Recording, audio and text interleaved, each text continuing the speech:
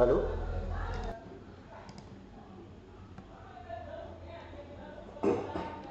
Ok, donc comme je disais tantôt, dans cette présentation, dans ce webinaire, on va exclusivement parler de l'administrateur système, quels sont les nouveaux métiers, quels sont les défis, quels sont les nouveaux challenges que l'administrateur système fait face et quels sont les outils. On va parler un peu d'outils aussi, de voir quels sont les outils qu'on peut utiliser pour pouvoir faciliter la tâche de l'administrateur système. Bon,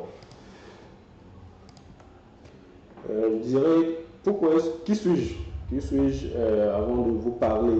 Pourquoi est-ce que je suis, on va dire, compétent ou bien je suis qualifié pour vous parler du métier d'administrateur système? Il faut dire que j'ai commencé dans l'informatique en tant que développeur. J'ai commencé en tant que développeur. J'ai fait une formation de développeur après. Après ça, j'ai commencé aussi à travailler, on va dire, j'ai lancé directement une boîte avec des amis. Au début, ça s'appelait CIA Technologies. L'objectif, c'était vraiment de fournir des services de création de sites web, principalement sur la gestion des pages, des médias sociaux, des réseaux sociaux plutôt, au privé et aux partenaires. Et après ça, avec les amis avec qui on a lancé, on ne s'est pas vraiment très bien entendu sur ça. Et j'ai préféré choisir un autre chemin. Par la suite, avec mon ami Herman, on a lancé aussi le tout premier comparateur de prix e-commerce en Côte d'Ivoire. Ça s'appelait je compare les prix.com. Et ce comparateur de prix a participé à plus ou moins plusieurs concours. J'étais toujours le développeur principal. Mano était la personne, la figure, on va dire, de gestion de ce comparateur de prix là. Après aussi, on a été les premiers à lancer le premier chatbot. Lorsque les chatbots ont commencé à naître sur le réseau social Facebook, on était les premiers à lancer un premier chatbot dans le domaine de l'agriculture qui avait pour objectif de pouvoir rapprocher en fait l'agriculteur, l'acheteur et puis on va dire le grand public. Voilà un peu toutes ces expériences et après on s'est orienté vers le système, vers l'administration système, le développement. On avait une bonne expérience, on recherchait un nouveau défi et on s'orientait vers, comment dirais-je, l'administration système et tout ce qui va avec. J'ai eu aussi un petit background en sécurité, un background en sécurité avec mon ami Zessia, que je salue au passage. Je sais qu'actuellement il est à Orange dans le temps. Je ne sais pas s'il est toujours là-bas. J'avais un premier concours où on a participé, on était au deuxième tour, on s'est fait éliminer. Mais bon, ça c'était au début. Donc ce soir on va parler d'administrateur système. Pourquoi pour un métier en un? Je ne sais pas si vous m'entendez clairement, si on peut. Le son est bon à votre niveau.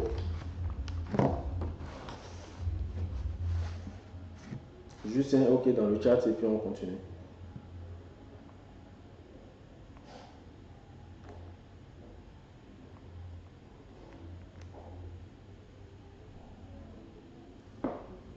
Allô? Je ne sais pas si vous m'entendez ou bien que le live en fait, je ne sais pas si le flux est bon. Donc, je ne sais pas si vous m'entendez en retard ou pas. C'est bizarre. Est-ce qu'on peut juste me notifier si on m'entend en retard ou pas, ou bien, bon, je ne sais pas trop.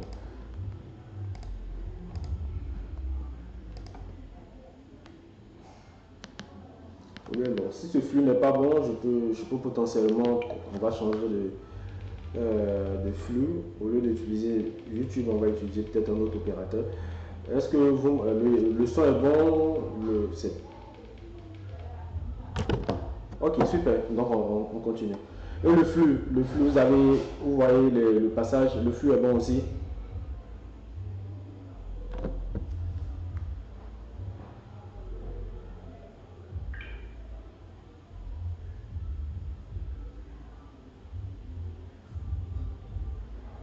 Ok, je suppose que si le son est bon, le flux est bon aussi. Ok, donc on va continuer. Donc comme je disais, pourquoi administrateur système, 3 métiers en un?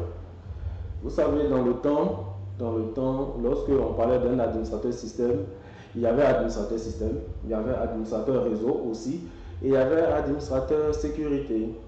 Donc les trois, chacun était dans son pôle, chacun avait son métier travaillait sur ces équipements, travaillait sur ces éléments et n'avait forcément pas grand chose à voir avec l'autre. Avec l'autre d'à côté, son collègue avec qui il marche tous les jours. Vous verrez dans le temps l'administrateur système qui ne fera pas du réseau. Ça peut exister, ça a existé.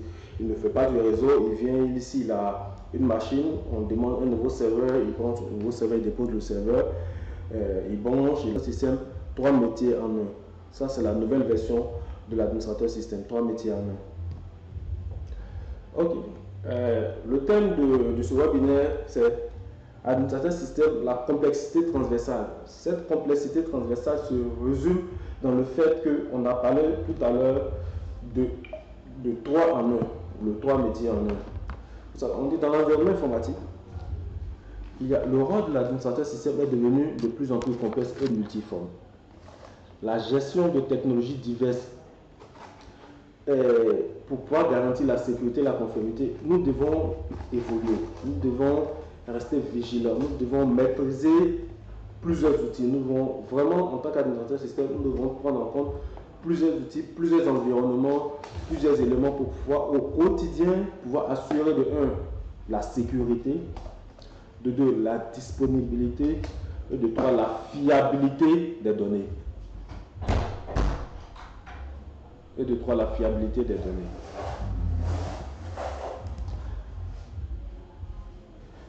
Ok, je vois qu'on vous dit que c'est toujours figé sur la présentation. Je vois que c'est toujours figé sur la présentation. Ok, un instant, je vais changer, je sais pas trop, je vais changer carrément le flux. Je vais changer le flux. Est-ce qu'il compte?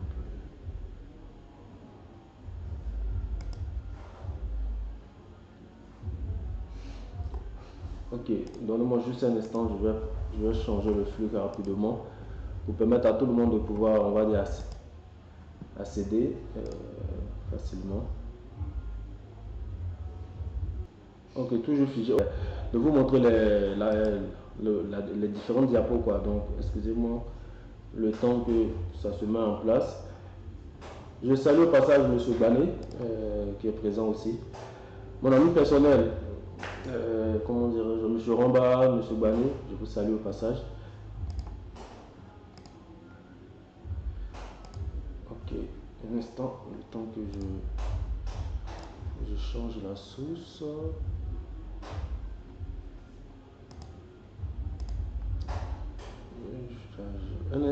Désolé pour ces imprévus là. On va avoir une bonne. Ok, un instant, ok, super. Ok, donc ici, on va prendre une nouvelle source.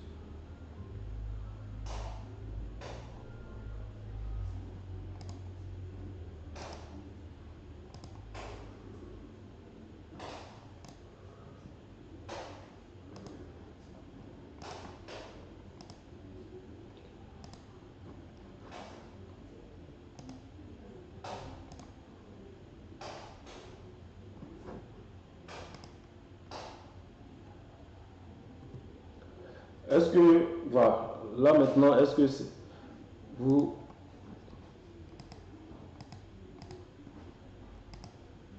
Est-ce que là maintenant...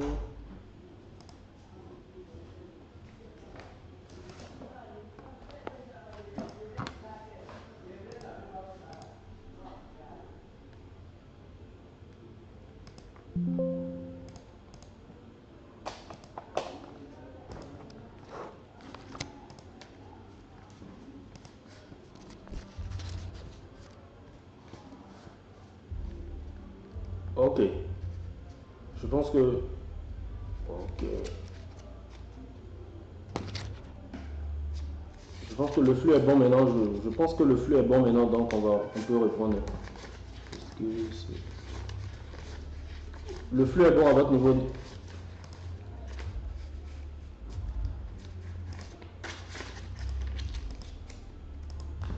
De la présentation, vous allez pouvoir continuer. On va pouvoir continuer. Okay. Juste une minute, le temps de Je vais mettre les choses en place. Si à votre niveau c'est bon, vous m'envoyez juste. Si c'est bon, vous dites juste OK dans le chat. Quoi. Là, on pourra continuer. Si les slides arrivent à changer, vous dites OK dans le chat. OK. Gardez bien cette question. Gardez vraiment perspective. Avec cette perspective-là, vous pourrez poser des questions concernant ce que nous venons de dire. OK. Donc, comme on le disait, le métier d'administrateur système aujourd'hui, elle touche en fait plusieurs branches du système d'information. Dans le temps, il y avait l'administrateur système, il y avait l'administrateur sécurité, il y avait l'administrateur réseau et autres encore. Aujourd'hui, avec la nouvelle, on va dire, avec les nouvelles donnes, l'administrateur système fait aussi du réseau. On va revenir tout à l'heure. Il fait aussi de la sécurité, il fait aussi du système et il fait aussi de la supervision. Vous voyez la différence entre l'ancien modèle et le nouveau modèle. Ok. Voici la complexité. Cette complexité dont nous parlons tout à l'heure, voici comment cela se matérialise. Vous voyez, en termes de sources d'information, on a diverses sources d'information.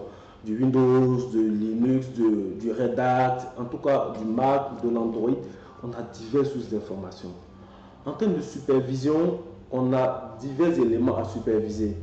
Les développeurs veulent superviser leurs applications. Le réseau, ils veulent superviser leurs équipements réseau, les routeurs, les switches, les backbones, les consoles. L'administrateur sécurité, la sécurité, ils veulent superviser les outils de sécurité, les firewalls en l'occurrence. Et tout le monde se retrouve dans ce que j'ai appelé le data center model qui regroupe en fait l'ensemble de tous ces éléments-là. Donc cette complexité évolue avec les nouvelles technologies que nous utilisons. Lorsque on rentre aujourd'hui dans une salle serveur, on a de tout. On a de tout. Donc dans cette partie-là, dites-vous bien que lorsque aujourd'hui vous recherchez le métier d'administrateur système, vous ne recherchez plus un créateur de serveur. Au-delà de la création de serveur, de mettre à disposition, vous ne recherchez plus. C'est plus cela c'est plus de cette compétence-là qu'on a besoin. On a besoin d'une compétence transversale qui comprend en compte tout ce qu'on vient de citer, comme je disais, la sécurité, le réseau, et aussi le système, mais aussi la supervision. Parce que lorsque tu gères une infrastructure, lorsque tu gères un système, il faut vraiment que ce système-là puisse vivre. Il faut vraiment que tu puisses monitorer ce système-là pour pouvoir avoir des retours à tout moment. Donc, ensuite, comme je disais, on parlait des rôles traditionnels. Le rôle traditionnel de l'administrateur système. Autrefois, les tâches étaient divisées en différents spécialistes. Je l'ai dit tout à l'heure, système, réseau et sécurité. Ensuite, on a maintenant le rôle modèle, la convergence modèle. La convergence modèle qui veut que lorsque tu es IT, tout simplement, lorsque tu es IT, il faut avoir une compétence transversale. Ce que moi j'appelle la compétence full spectrum. C'est-à-dire quoi que, on va prendre un exemple simple. Lorsque tu es développeur, il faut avoir une compétence full spectrum, c'est-à-dire quoi que back-end, front-end. Il ne faudrait pas seulement te limiter au front-end pour dire que tu es spécialiste du front-end, on aura besoin de quelqu'un qui fait le back-end et peut-être que ce jour-là, ce ne sera pas pour toi. Lorsque tu es système, tu dois avoir une compétence full spectrum parce que tu seras amené, vous allez voir dans la suite, à gérer le réseau et la sécurité. Tu seras amené à faire la supervision, tu seras amené aussi à faire, on va dire, la compliance. On va dire, tu es dans une boîte qui fait peut-être une banque, tu as la banque, tu es dans un système de santé, tu es administrateur système, tu dois faire la compliance parce que si vous devez respecter une réglementation, si vous devez respecter des contraintes réglementaires, des contraintes légales, c'est toi en tant qu'administrateur qui doit mettre en place, qui doit respecter les éléments de la réglementation. C'est pas seulement l'équipe sécurité, ou bien l'équipe compliance, ou bien l'équipe réseau, mais toi aussi tu dois respecter la compliance de l'environnement, de l'infrastructure dans laquelle tu te trouves. Est-ce que c'est clair comme ça? Est-ce que c'est clair? Ok, on continue. Donc, il faut vraiment, on garde ça en tête. Peut-être que vous aurez l'impression qu'on revient dessus, mais il faut vraiment garder cela en tête. Pour dire que on ne le fait pas parce que, on va dire, on a, comment dirais-je, nous, notre contrat, c'est uniquement administrateur système. Mais c'est vrai que peut-être dans le contrat qu'ils ont signé avec vous, c'est uniquement admin système, peut-être. Mais dites-vous bien que cette compétence-là, elle est transversale. Elle est transversale, c'est comme on va dire, elle doit toucher à tout et elle ne doit pas seulement toucher, elle doit être compétente en tout. Voici les exigences du monde moderne aujourd'hui. Dans une entreprise, on veut toujours produire plus vite, à moins de coûts et rapidement. On veut produire plus vite, à moins de coûts et on veut produire rapidement. Et on veut rendre les services accessibles. Donc, lorsque les développeurs, si l'admin 6 ne s'aligne pas sur la cadence des développeurs qui doivent mettre à jour les applications le plus rapidement, qui doivent faire un cycle, peut-être dans des entreprises, on fait des cycles de 6 jours, des cycles de 30 jours, des cycles de 14 jours, de 30 jours, ça dépend, tu dois respecter ces cycles-là et que l'administrateur qui doit vraiment mettre l'infra à disposition ne respecte pas ce cycle, ne suit pas ce cycle-là. Vous voyez que dans le processus de délivrance, il y a une cassure. Il y a véritablement une cassure. Et cette cassure-là fait que l'entreprise perd de l'argent. C'est vraiment pas l'entreprise va perdre de l'argent. Et si l'entreprise perd de l'argent, dites-vous que c'est vous qui êtes en front, c'est vous qui êtes les premiers concernés qui seraient face aux responsables pour répondre de ces questions-là. Non, l'administrateur, comme je dis tantôt, l'administrateur système, c'est quelqu'un qui est au cœur de tout cela. Vous voyez bien où on est quitté, c'est-à-dire que dans le temps, l'administrateur système, c'est quelqu'un qui devait déposer un serveur, qui branchait et puis qui partait à la maison. Bon, il partait à la maison, c'est trop dit, vous comprenez bien. Maintenant, l'administrateur système, c'est la personne qui s'assure que les applications tournent correctement. Les applications sont aussi en sécurité. Les données qui sont hébergées sur ces infrastructures sont en sécurité. Les données sont disponibles. Est-ce qu'on comprend? Ce n'est pas uniquement la personne qui va dire « moi j'ai fini de créer mon serveur, c'est fini, ça va ». Non, ce n'est pas uniquement cette personne-là. C'est la personne qui doit s'assurer de tous ces éléments-là. Parce que lorsqu'on aura besoin des données, on va se tourner vers lui. Lorsqu'on aura besoin des applications, on va se tourner vers lui. Parce que le développeur, il a fini son taf. Il a mis le service à disposition, il a mis l'application à disposition et l'application a été déployée. L'application a été déployée. Et comme l'application a été déployée, lui, on va dire, il a fini son taf. Il a fini son taf. Donc, maintenant, l'administrateur doit s'assurer que le travail est fait, l'application tourne correctement. Je ne sais pas, est-ce que vous avez des questions? Excusez-moi, j'ai revenu dans le chat rapidement pour voir s'il y a des questions et puis on va continuer. Ok, il n'y a pas de questions, on continue alors.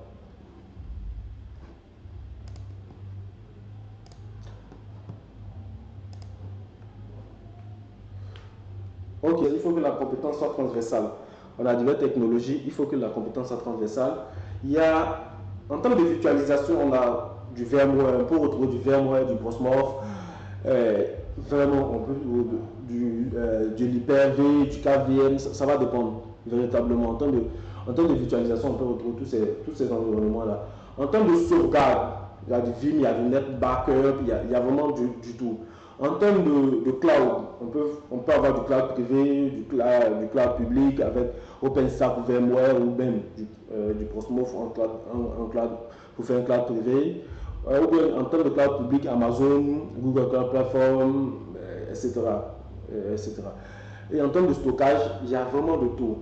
Vous voyez, lorsque on est vraiment dans cette configuration, est-ce que l'administrateur système doit se limiter seulement à son métier, qui est de mettre à disposition les machines, qui s'assurer que la machine marche bien?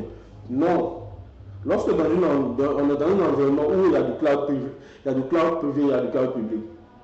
Lorsqu'on est dans un environnement où on fait de la sauvegarde déconnectée en mode, avec des NAS ou bien de la sauvegarde distance avec Vim ou bien de la sauvegarde tout court avec Vim. Lorsqu'on va dans le même environnement, on a du OpenStack, on a du VMware, on a du Proxmox. Vous voyez que, comme je disais tantôt, l'administrateur système fait un travail qui regroupe tout cela. Il ne peut pas seulement se contenter de pouvoir dire, moi je gère seulement mes serveurs. Il y a M. Alban qui a posé une question. Je pense qu'on va terminer et puis je vais répondre à la question lorsqu'on va finir. Donc, M. Alban, on garde votre question. Donc, comme je disais, vous voyez, donc, toutes ces technologies-là, il y a des entités où cette technologie-là se retrouve exactement dans l'infra. Vous avez de l'Amazon, il y a vraiment de tout et de n'importe quoi. Excusez-moi, il y a de tout et de n'importe quoi. Et vous devez vous assurer que véritablement, tout cela s'orchestre parfaitement et participe au métier. Participe au métier et fournit le service qu'il faut. Comment? On va voir ça. L'admin 6 doit comprendre qu'aujourd'hui son rôle, je répète toujours la même chose, mais son rôle, c'est pas uniquement de créer des serveurs. C'est pas uniquement de gérer ces serveurs physiques ou des serveurs virtuels. C'est pas uniquement d'être sur, comment dirais-je, un hyperviseur pour pouvoir travailler. Non, c'est pas seulement ça. Aujourd'hui, l'admin système doit comprendre comment fonctionne un firewall, comment fonctionne un IPS ou un IDS, comment fonctionne un EDR ou un SDR. Vous allez me dire, mais pourquoi est-ce que c'est nécessaire? Je vous dirai oui, c'est nécessaire. Parce que pour pouvoir sécuriser, pour pouvoir protéger une infrastructure, il faut comprendre comment fonctionnent tous ces éléments-là. Il faut comprendre tous ces éléments-là. Donc, est-ce que c'est nécessaire? On n'a pas demandé, peut-être que dans une première phase, vous n'allez pas avoir la compétence nécessaire pour maîtriser tout cela. Mais dites-vous bien que tous ces éléments doivent entrer en ligne de compte dans votre évolution. Si vous commencez en tant qu'administrateur système maintenant, tous ces éléments doivent entrer en compte dans votre évolution. Vous devez prendre tout cela en compte. Pour dire qu'on ne se limite pas seulement à VMware, à Proxmox, on ne se limite pas seulement à Hyper-V, on ne se limite pas seulement à Google Cloud Platform, à Azure, à Amazon, ou bien à tous les autres providers de cloud. On ne se limite pas seulement à eux. Mais même dans le cloud, il y a la sécurisation des assets dans le cloud. De la même manière qu'il y a la sécurisation des assets dans le physique, il y a la sécurisation des assets dans le cloud. Donc dites-vous bien que cela est nécessaire. Ok. Comme l'écosystème applicatif est vaste, il y a de tout. Il y a vraiment de tout. Dans des environnements, on a des environnements de test, de propositions de production. Ces environnements de test sont mis à disposition par l'admin 6. Ces environnements de pré-production sont mis à disposition par l'admin 6. L'environnement de production est mis à disposition par l'admin 6. Vous voyez, il est au début et à la fin de la chaîne. Il n'y a pas une étape où il le saute. C'est pour cela que lui, sa compétence est transversale sur tous les autres métiers. Sur tous les autres métiers, sa compétence est transversale dessus. Est-ce qu'on se comprend? Est-ce qu'on est clair? On suit jusqu'à maintenant? On se comprend bien? Si on se comprend, dites OK dans le chat et puis on va continuer.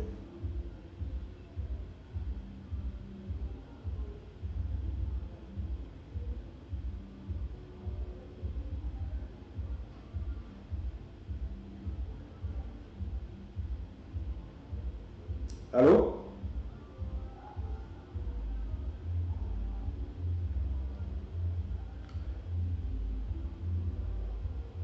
Ok.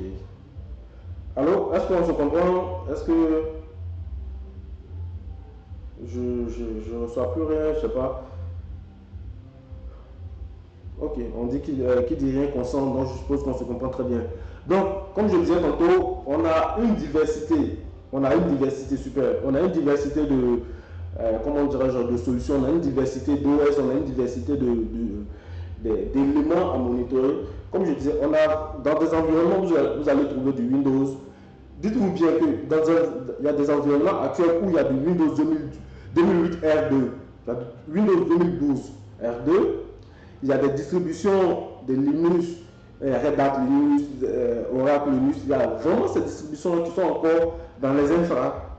Et ces distributions sont en end of life ou bien le support passe plus véritablement. Donc, il faut véritablement que, prenez en compte le fait là, on est en entreprise, on n'est pas allé au pays des merveilles.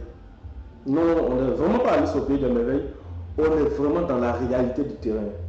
Et lorsque vous envoyez dans un environnement où on vous dit que l'application pour que ça puisse tourner, c'est 2008 R2, vous ne pouvez rien faire. L'application doit pouvoir tourner et pour que ça tourne, c'est du 2008 R2. Ou bien c'est de 2012. C'est 2012 direct. Vous devez vous assurer que de 1, l'application tourne. De 2, vous devez vous assurer que l'application est dans un environnement sécurisé. Voici aussi la réalité en fait. Il y a M. Ballot aussi qui a posé une question en plus, M. Romba. Comme je disais tantôt, on va finir la présentation et on va répondre aux questions. Voilà, donc vous pouvez toujours poser vos questions. À la fin, on va répondre aux questions. Donc, comme je disais, véritablement, nous arrivons dans une infra où on vous dit que notre application qu'on a au début, lors de l'embauche, on ne va pas vous dire ça en fait. Voilà, ce sont des faits. On vous dit que nous, pour que ça puisse marcher, on a besoin véritablement, cet environnement, c'est du 2012 R2.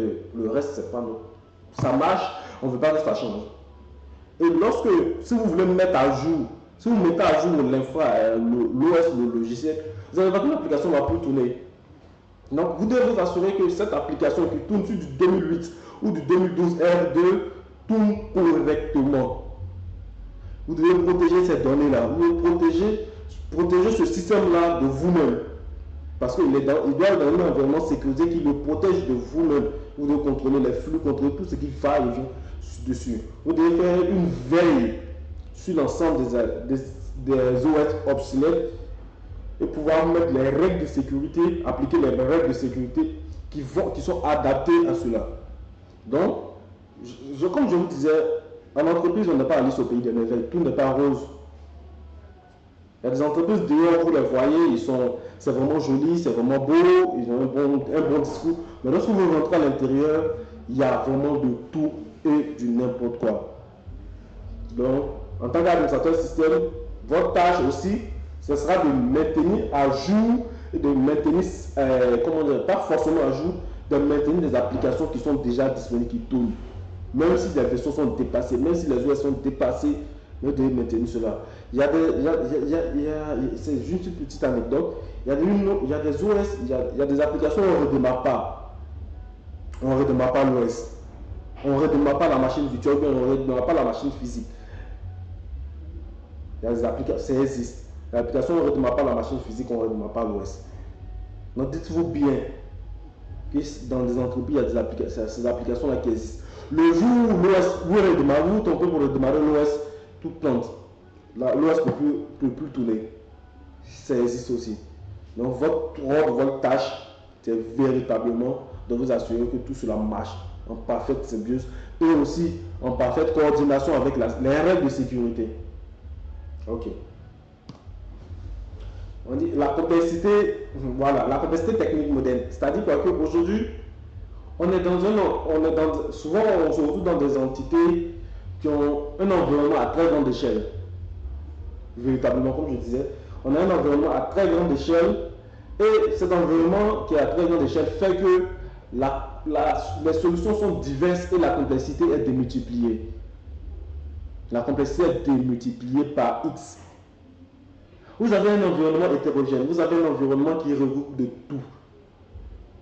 Comme je disais, de la virtualisation du cloud, de la sécurité, non, ça regroupe de tout. Et chaque jour, chaque matin, quand vous vous réveillez, votre seule obsession, c'est comment est-ce que je sécurise tout cela. Oui, en tout cas, c'est votre rôle aussi. C'est aussi votre rôle. Parce que n'oubliez pas, au début, on a dit c'est un métier 3 en 1. Comment est-ce que tout cela doit être sécurisé? Comment? L'environnement intelligent, on a tout. Les systèmes d'exploitation varient, comme je l'ai dit, on a de tout et du n'importe quoi aussi. Souvent, on a des supports, on a du support qui fait de, comment dirais-je, genre, qui sont toujours là pour faire du flash en fait. Non, mais il y a de tout et vous devez, votre rôle, votre tâche, c'est s'assurer que tout marche très bien. Donc, je ne sais pas si vous comprenez cette partie-là. En termes d'environnement à grande échelle, de technologies hétérogènes, plus votre environnement est large, plus l'ensemble de vos assets sont diversifiés, plus la diversité est croissante. Quelqu'un qui doit gérer 10 serveurs avec 100 utilisateurs n'a pas les mêmes contraintes que quelqu'un qui doit gérer 5000 utilisateurs avec 500 serveurs. Est-ce qu'on se comprend clairement? On se comprend clairement. Ok. Donc, gardez bien à l'esprit que ce volet-là, c'est pas, on prend pas cette échelle en fait, plutôt cette échelle va on va dire du plus grand au plus petit. On ne prend pas du plus petit au plus grand, du plus grand au plus petit. Parce que lorsque on rentre dans un environnement, on se demande quelle est la réglementation qu'on doit respecter. Excusez-moi, je vais prendre un peu d'eau. Quelle est la réglementation qu'on doit respecter?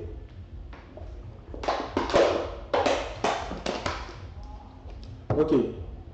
Quelle est la réglementation qu'on doit respecter? Ça, c'est le premier point. Ensuite, le deuxième point. Quels sont les systèmes sur lesquels comment dirais-je, notre infra tourne? Et quelles sont les exigences spécifiques qui sont rattachées à cela? Enfin, quelles sont les technologies qui tournent dessus? Et enfin, comment nous sommes répartis au niveau géographique?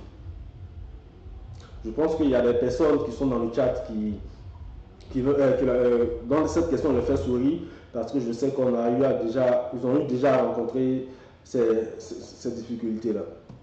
Bien. Donc, comme je disais, l'administrateur système aujourd'hui, c'est ça. Gestion des technologies diversifiées. Il assure la sécurité et la performance. Adaptabilité constante. Gardez cela en tête. On va revenir encore. Adaptabilité constante. Collaboration pluridisciplinaire. Il doit travailler avec tout le monde et n'importe qui. Il doit être à même de répondre à une question technique sur la sécurité. Il doit être à même de répondre à une question technique sur le réseau parce que vous devez travailler avec tout le monde pour assurer l'efficacité de votre SI, des solutions que vous mettez à disposition. Est-ce qu'on se comprend? On a l'impression qu'on revient dessus. Peut-être que vous avez l'impression qu'on retourne sur les mêmes choses. Mais il est très important de comprendre que en tant qu'admin 6, vous êtes le nœud qui fait évoluer, qui fait croître, qui fait décroître l'entreprise. C'est vrai que la sécurité, il y a son part. C'est vrai que peut-être le réseau, il y a sa part plutôt. Mais dites-vous bien qu'en tant qu'admin 6, en tant que système, vous faites le pont entre ces trois-là. Entre les deux autres et aussi avec les développeurs. Avec les développeurs, parce que les développeurs aussi viennent vers vous pour pouvoir, on va dire, pour pouvoir assurer aussi la fluidité, la constante, l'évolution aussi des outils, des technologies, des applications, des softwares qu'ils développent. Donc vous êtes aussi à la croisée de tous ces chemins-là, développeurs, comment dirais-je, sécurité, réseau, le support aussi se tourne vers vous. Aussi simple que ça, le support aussi se tourne vers vous. Donc, voici la voie, on va dire accepter la complexité, la voie à suivre. La voie, elle est simple. Comme je le disais tantôt, la voie, elle est simple. Formation continue. Il faut toujours être au parfum de vous former, sans exception. Il faut avoir, comme je disais, une expertise versatile. Il faut vraiment être on va dire, dans notre jargon, être dans toutes les sauces. Mais pas au niveau, on va dire, au niveau superficiel, mais au niveau vraiment technique pour comprendre. Il faut aussi chercher à collaborer avec les uns et les autres. Il faut aussi avoir une réflexion stratégique parce que, comme je disais tantôt, vous êtes administrateur système, mais vous travaillez pour le métier. Le métier vous utilise pour pouvoir atteindre ses objectifs. On prend un exemple, quelqu'un qui est en banque, ou bien quelqu'un qui est on va dire, qui est dans un service stratégique. Si les clients n'arrivent plus à récupérer leur argent parce que peut-être le serveur bug, ah, vous comprenez? Là, on va dire, mais la sécurité dira que non, nous on a fait les autorisations, on n'a rien fait. Vous voyez le système. Le système va dire, ah non, mais moi j'ai pas tout. Ok. Vous voyez où ça s'en va. Donc, véritablement, lorsque vous êtes à ce niveau-là, dites-vous bien que vous n'êtes plus au niveau au niveau élémentaire, mais vous êtes au niveau supérieur. Et ce niveau supérieur demande encore une maîtrise supérieure. La réflexion stratégique doit entrer dans ce cadre-là. Parce que si vous, on va dire, si vous toussez, c'est tout le système qui est grippé. Et vous ne pouvez pas gripper tout le système. Vous devez mettre en place des mécanismes, des solutions et tout ça. Donc ici, pour ne pas vraiment aller loin, pour ne pas vraiment complexifier encore, ça c'est le premier webinaire, c'est la première phase. C'est la première phase de l'évolution de la complexité dans laquelle se trouve l'administrateur système. Et ceci étant, si vous avez des questions, si, je ne sais pas, on va répondre aux questions qui ont été posées déjà, mais est-ce qu'on se comprend d'abord? Est-ce qu'on a compris ce que le partage qui a été effectué? Est-ce qu'on a compris la présentation bien avant de voir entrer maintenant dans les questions pour pouvoir prendre en compte, pour pouvoir répondre exactement et apporter des réponses aux questions qui ont été posées? Est-ce que on a bien compris? Est-ce que c'est clair? Ce que je voulais savoir, quoi.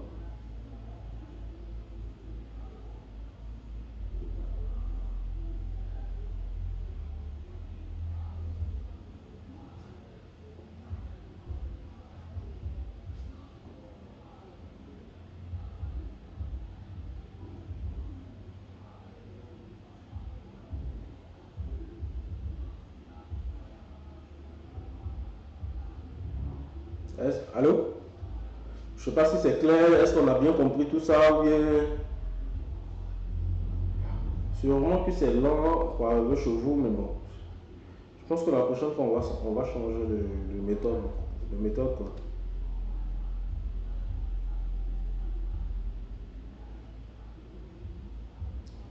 Ok, monsieur Babé dit que c'est bon pour lui. Ok. Ok.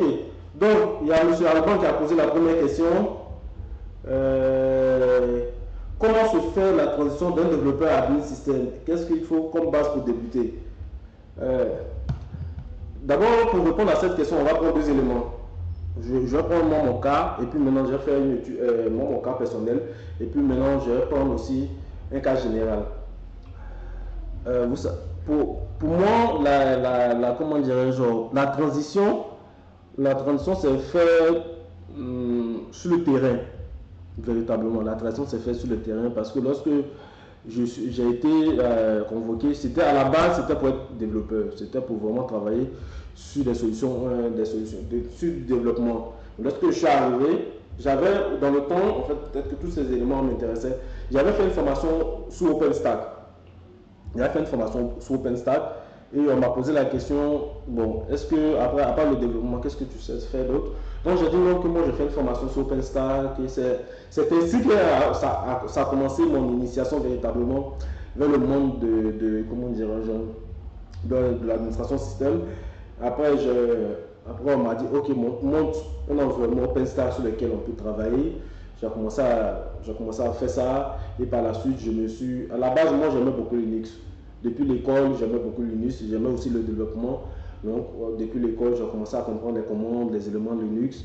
Et véritablement, comment se fait la transition? Lorsqu'on est développeur, on a l'expérience en développement. Pour aller vers l'administration système, c'est simple. Il faut chercher maintenant à comprendre l'environnement. Et puis bon, administration système, il y a deux environnements, deux grands environnements. Il y a deux grands environnements. Il y a l'environnement Windows et l'environnement Linux. Moi, je parle plus de l'environnement Linux, aussi bon, dans quelques mesures l'environnement Windows. Il faut d'abord chercher l'environnement sur lequel on veut se spécialiser. Voilà. Sur lequel on veut se spécialiser sans pour autant ignorer notre environnement. Donc, peut-être dans les efforts, c'est du 60-40. Ça ne pourra pas forcément être du 50-50, ou bien voilà, du 60-40, si on peut du 55-45. Ensuite, Dans ces éléments de base, comprendre les notions de base. Ensuite, il faut aussi, donc ça c'est la formation, on ajoute une couche. Développeur, on ajoute la couche d'administrateur de formation Windows, admin Windows, Windows ou Linux. Ça c'est la seconde couche. Ensuite, la troisième couche, c'est la couche, on va dire, moi je vais parler plus en termes de virtualisation. Voilà, en termes de virtualisation, parce que là aujourd'hui, l'environnement d'entreprise est virtualisé. La plupart des entreprises, sont 80 à 90%, on va dire peut-être, on va extrapoler jusqu'à 98% des entreprises font de la virtualisation.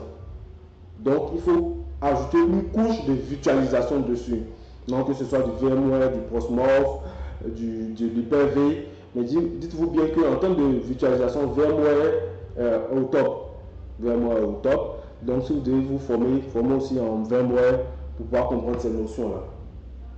Ensuite, lorsque cette couche-là se fait, vous mettez la couche de sécurité. Elle est importante. Mais entre la couche de sécurité et la couche de virtualisation, vous pouvez introduire, parce que dans la virtualisation, vous devez forcément faire du réseau. Ça, c'est une obligation. Vous devez forcément faire du réseau. Et ce n'est pas que du réseau vraiment avancé. Dans la virtualisation, il y a du réseau vraiment avancé. Donc, vous pouvez faire aussi du réseau. Vous allez faire aussi du réseau. Donc, entre la sécurité et la virtualisation, vous pouvez mettre du réseau entre ces deux-là pour pouvoir vraiment avoir une compétence à 360 degrés, pour pouvoir vraiment avoir ce flux-là, en fait, pour maîtriser ce flux-là. Ok, j'espère que j'ai pu répondre à la première question de M. Alban. La deuxième question, M. Josué, qu'est-ce que ce sont les administrateurs qui doivent acquérir de sécurité ou de supervision? Oui, c'est les deux.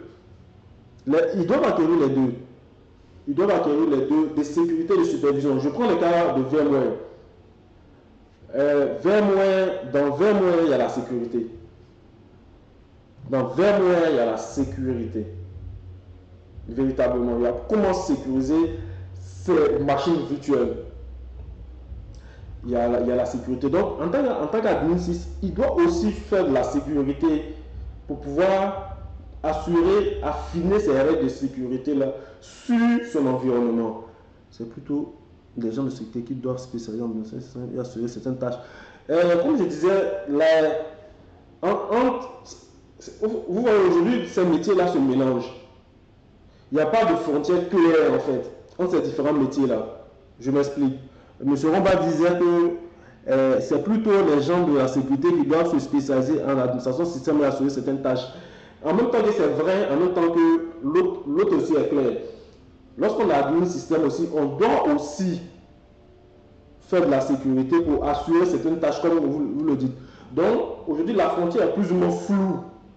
Cette frontière elle est floue entre qui doit rester sécurité, qui doit rester administrateur, qui doit rester réseau. Voilà, comme je disais, lorsque quelqu'un fait de la virtualisation à grande échelle avec VMware véritablement, il devient un spécialiste du réseau. Parce que dans VMware, il y a vraiment du résultat de bas niveau et du résultat bien affiné. Donc, si tu fais beaucoup du VMware, un expert réseau, tu deviens un expert réseau parce que au niveau de VMware, véritablement, parce que tu vas faire beaucoup de réseaux là-bas, configuration, sécurité et tout ça dans VMware. Il y a ça aussi dans la virtualisation. Donc, vous comprenez que quelqu'un qui fait du VMware ne va pas dire que je ne fais pas de la virtualisation, de la sécurité plutôt. Il va aussi faire de la sécurité. Donc, vous voyez comment, comme je disais, il n'y a pas de limite claire. Ok, j'espère que j'ai pu répondre à la question. Je voudrais savoir, ça c'est la question de M. Bani. Je voudrais savoir si le passage d'un environnement à un autre se fait sur un autre serveur ou sur le même. Je ne comprends pas bien, mais le passage d'un environnement à un autre. Bon, peut-être que si vous voulez réformuler votre question, M. Bani, pour qu'on puisse mieux comprendre. Voilà. Il y a M. Romba, il a dit comment les administrateurs système peuvent apprendre et s'adapter à la mise à l'échelle de leur infrastructure. Gérer une infra de 10 serveurs, c'est facile. Migrer une infra avec 100 serveurs, c'est toute une autre affaire. Quoi, cette scalabilité là. Très bonne question, très bonne question. Comme je le disais tantôt, gérer une infra de 10 serveurs, c'est pas, cette tâche-là, elle est, on va dire, elle n'est pas énorme sur la question. les mêmes actions. Mais lorsque on veut scaler, voilà, on a 10 serveurs, qu'on veut scaler sous 30, 20, 100, 40, 50, 100 serveurs, d'abord, il faut prendre en compte le matériel. Premièrement, le matériel. Ensuite, il faut prendre en compte les applications qui doivent tourner sur ce matériel-là. Je vais prendre un exemple simple. Lorsque on est administrateur système, qu'on doit acquérir du nouveau matériel, il faut savoir avec quels sont les éléments sur lesquels quelles sont les applications qui vont tourner sur ce nouveau matériel-là. Prenons un exemple, on a un serveur, on développe une nouvelle application, sur une application web, et on veut un nouveau serveur, on veut des serveurs pour pouvoir manager cette application-là. Ok. En termes de serveur web, il n'y a pas les contraintes sont minimes. Les contraintes sont vraiment minimes. Et on peut véritablement, on va dire, trouver n'importe, excusez-moi, je dis n'importe, mais on peut trouver n'importe quel serveur pour pouvoir tourner. Mais il y a des serveurs qui sont vraiment, il y a des applications qui sont vraiment très gourmandes en termes de ressources. Donc, premièrement, pour migrer, pour passer de 10 à 100, les applications qui tournent sur 10, les serveurs qui doivent recevoir cela, il faut prendre en compte les spécifications des applications. Il y a des applications qui ont besoin de 2 cœurs pour tourner. Tu ne peux pas prendre un serveur à 1 cœur. Là, ce sont des éléments vraiment techniques. Mais des applications qui demandent 2 cœurs, qui ne peuvent pas prendre 1 cœur. Il y a des applications pour les faire tourner, on te demande, on va dire, comment dirais-je, minimum 12 CPU. On te demande minimum 12 CPU logiques. Si tu as une application, c'est 10 CPU, tu ne peux pas. Donc, je dirais que la mise à l'échelle se fait de façon graduelle et échelonnée. Voilà. Lorsque tu gères 10 machines et que tu sais que demain, tu dois gérer 30-40 machines, en termes de programmation, en termes de planning, il faut dis-toi que ta charge de travail va augmenter. Mais si tu mets en place des automatismes, des mécanismes pour pouvoir automatiser cela, ta charge de travail, bien qu'elle va augmenter, mais tu vas automatiser cette charge de travail-là. Donc, pour revenir à la question, comment s'adapter à la mise à l'échelle de l'infrastructure? Gérer une infrastructure à 10 serveurs, c'est facile. Mais gérer une infra à 100 serveurs. Gérer une infra à 100 serveurs, il faut mettre en place des mécanismes d'automatisation. Parce que chaque matin, tu ne peux pas te connecter sur tous tes serveurs pour vérifier. C'est là que le prochain webinaire va rentrer en compte. Comment superviser l'ensemble de ces serveurs? Comment superviser l'ensemble de ces serveurs avec des solutions open source telles que Oiseau? En termes de supervision, la supervision viendra en fait apporter une solution à la scalabilité, une solution à la complexité plutôt, à la complexité qui est de gérer 100 serveurs. Parce que si tu ne supervises pas tous tes serveurs, si tu ne supervises pas cela, tu ne pourras pas savoir quelles sont les difficultés, quels sont les problèmes, quels sont les pics et consorts qu'on rencontre lorsqu'on est les serveurs la tournent. Donc, cette partie-là rend en compte dans la supervision de l'infrastructure. Gérer 100 serveurs, pour créer 100 serveurs, il faut automatiser cela. Et aussi, pour les gérer, il faut mettre en place des solutions de supervision, des mécanismes pour pouvoir automatiser tout cela. Ok, lorsque M. L a bien posé sa question, lorsqu'on passe d'un environnement de test, un environnement de proposition, un test est cassé, ensuite passer à une proposition sur le même serveur où on va directement à une autre. Ok, ça c'est une très bonne question, ça me fait sourire. C'est-à-dire que dans des environnements, dans certains environnements, on a 3 environnements distincts. On a d'abord l'environnement de test où les développeurs font ce qu'ils veulent, ils travaillent, ils font du code, ils poussent du code, véritablement chaque jour ils poussent du code chaque jour, ça c'est le premier élément. Ensuite, lorsqu'ils finissent de pousser le code et qu'ils sont prêts, on passe, c'est tout l'environnement de test, on va passer maintenant en pré-production. Là, on va faire différentes recettes. Là c'est mon background de développeur qui parle, c'est pas l'administrateur système, c'est le background des développeurs. Donc, on va pousser du code et lorsqu'on arrive sur l'environnement de pré-production, on va maintenant cet environnement-là sera mis à la disposition de ceux qui doivent, dans un premier temps, tester l'application, utiliser l'application. Ceux qui doivent utiliser véritablement l'application pour pouvoir voir les automatismes, pour pouvoir répondre. Et lorsque on est dans ce stade-là, on retourne aussi, parce que le cycle, c'est de retourner pour pouvoir corriger les bugs. Donc quand on corrige les bugs, on retourne en test et on revient en pré-production. Donc lorsque ce cycle est fait, bug, test, pré-production, test, pré-production, lorsque c'est bon maintenant, on passe en production. Donc ça doit être, lorsqu'on a les moyens, ça doit être 3 environnements distincts. 3 environnements distincts, 3 réseaux distincts, clairement distincts. Donc, monsieur Youssouf, il faut que ce soit des environnements distincts. L'environnement de test que vous mettez à disposition des développeurs n'est pas le même environnement que vous mettez de pré-production, que vous mettez à disposition des utilisateurs, des premiers utilisateurs. Et ensuite, l'environnement de production où vous mettez à la disposition de tout le monde, de tous vos utilisateurs. Voilà un peu ce que je peux dire concernant cet environnement-là. Ok, justement, comment faire ces automatisations? Par exemple, faire des mises à jour des 107 minutes en même temps au lieu de se connecter.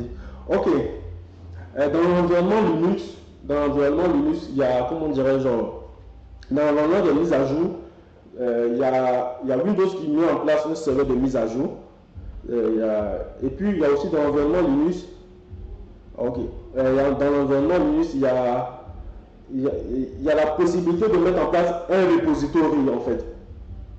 Il y a la possibilité de mettre en place un repository central où vous allez comment dirais-je, ramener tous vos serveurs vers ce repository central là pour faire la mise à jour. Donc, lorsque vous créez le serveur, lorsque vous finissez de créer, vous, comment dirais-je, vous indexez en fait dans la source, bon ça c'est technique, on va vous indexer ça sur le repository interne pour faire le update sur le repository interne de l'entreprise pour faire le update. Donc juste une commande, une tâche automatisée ou lancer juste une commande de update, l'agent ou s'il y a des agents, ils vont se connecter automatiquement sur l'ensemble des 100 machines et ils vont faire la mise à jour.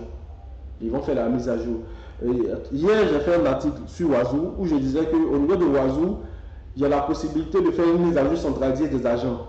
Ça existe aussi au niveau des agents Linux. C'est véritablement pris en compte aussi au niveau des agents Linux pour faire cette mise à jour-là.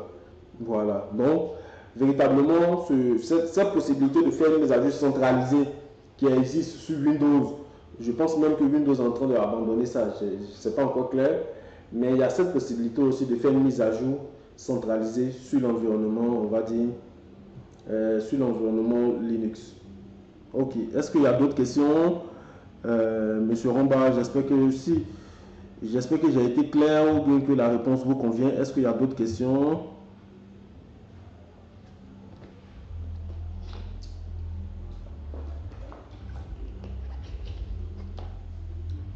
Est-ce qu'il y a d'autres questions?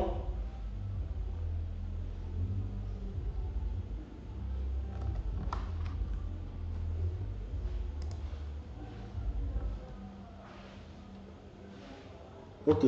Je vois qu'il y a plus ou moins 6 personnes qui sont connectées, mais il y a seulement 3 personnes qui ont posé des questions. Est-ce que les autres, est-ce que vous avez d'autres questions?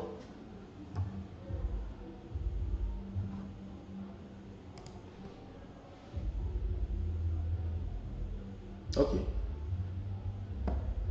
Ok, donc. Merci pour ces éclaircissements. Moi, à connaître SCCM, est-ce qu'il existe un autre? Ok. Il y a M. Bané, c'est vrai peut-être que la question, je ne comprends pas bien. SCCM, est-ce qu'il existe un autre? Non. Comme je disais là, je pense qu'en termes de SCCM, là, Windows est en train de... Ils sont en train de chercher à mettre en place, comment dirais-je, j'ai pas bien vu l'article. J'ai pas, monsieur Romba, comment devenir administrateur système? Bientôt. Ouais, pour un étudiant qui sort de l'école, comment devenir administrateur système?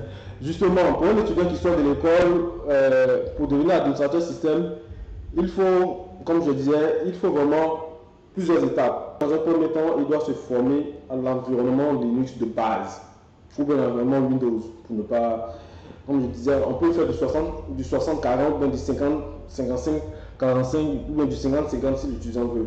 D'abord, il faut vraiment chercher à se former. Le premier élément, chercher à se former d'abord sur l'environnement Windows, comprendre les bases de Windows ou de Linux. Ensuite, aujourd'hui, c'est obligatoire de faire de la virtualisation. Aujourd'hui, c'est obligatoire. C'est pas, on ne demande pas, c'est obligatoire de faire de la virtualisation. Donc, chercher à monter en compétence, chercher à se former sur les outils de virtualisation. VMware, OpenStack, KVM, en tout cas, les gros environnements de virtualisation. Là, tu as... OK.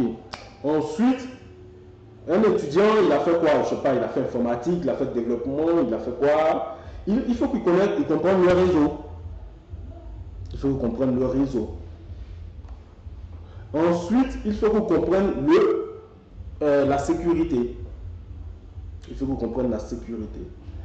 Et c'est là que je voulais en venir pour un système chevronné dans un délai de 3 mois à 6 mois, on va dire, de 3 mois à 6 mois. Nous offrons un programme d'accompagnement spécial qui va vous permettre que nous aurons, ce parcours que j'ai cité, vous pouvez véritablement rester dedans, ça, il n'y a pas de problème. Vous-même, vous prenez le temps de pouvoir travailler, de pouvoir bosser, pour pouvoir comprendre cet automatisme-là. Ça vous prendra facilement 5 à 10 ans. Facilement. Voilà. Ou bien vous associez, ou bien vous tournez vers des personnes qui ont vraiment fait cela pour vous accompagner sur une période de 3 mois à 6 mois. Après cela, dans cette période-là, vous aurez tout ce qu'on aura appris pendant 10 ans. En l'espace de 3 mois, vous apprendrez tout ce qu'on a appris pendant 10 ans. Cet accompagnement-là existe. Cet accompagnement est fait pour vous. Elle est faite pour que des personnes, des étudiants, des personnes qui veulent se reconvertir, des personnes qui veulent, on va dire, un nouveau profil, puissent véritablement s'adapter, puissent véritablement entrer dans le monde du travail après cela. Et cet accompagnement existe pour les personnes qui sont intéressées, vraiment les personnes qui sont intéressées, ou si vous connaissez des personnes qui sont intéressées, ils peuvent écrire dans le chat intéressé. On va entrer en contact avec eux et on va vraiment discuter des possibilités. Il y aura dans l'offre d'accompagnement, il y aura un séminaire de 3 jours, vendredi, samedi, dimanche, où on va vraiment entrer dans le cœur du sujet. Ce qu'on a, ce premier webinaire et l'autre qui va suivre dans l'automatisation avec Wazoo, ce sont des éléments sur lesquels on va aborder, mais on va rentrer directement dans le cœur du sujet qui va vous permettre de comprendre comment configurer en termes de choix de matériel pour un projet. On va parler de ça.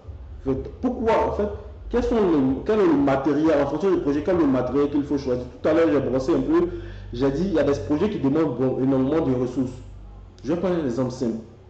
Je n'ai pas donné le nom d'application. On a une application qui tourne, pour tourner demande 2 cœurs. L'application pour tourner demande une machine à 2 cœurs. Même avec 100 Go de RAM, ça va ramer. Donc dites-vous bien que lorsque on veut prendre quelque chose, on veut prendre cela véritablement, lorsqu'on veut véritablement avoir du matériel spécifique, il y a des éléments qu'il faut prendre en compte. Ensuite, on va vous montrer comment installer le réseau, mettre en place un environnement un cluster pour pouvoir vous permettre d'automatiser certaines choses, pour pouvoir véritablement vous permettre d'automatiser comment sécuriser votre infra. L'infra que vous avez mis en place, comment sécuriser cela et comment superviser tout cet infra-là avec Wazoo, automatiser les alertes et tout ça. Donc ça, c'est un accompagnement de bout en bout, on va dire un accompagnement, comme je le dis, full spectre, qui va vous permettre de devenir le métier qui maîtrise les différents environnements qu'on vous a cités. Véritablement, si vous êtes intéressé, faites-nous savoir cela. Et le week-end de formation, ce sera bien sûr à Yamoussoukro, on ne va pas le faire à Abidjan. Donc, inscrivez-vous. Ok, est-ce qu'il y a d'autres questions? Je vois que M. Ron va intéresser, on va rentrer en contact avec vous. Est-ce qu'il y a d'autres questions concernant notre webinaire? Dans le cas contraire, on aura fini.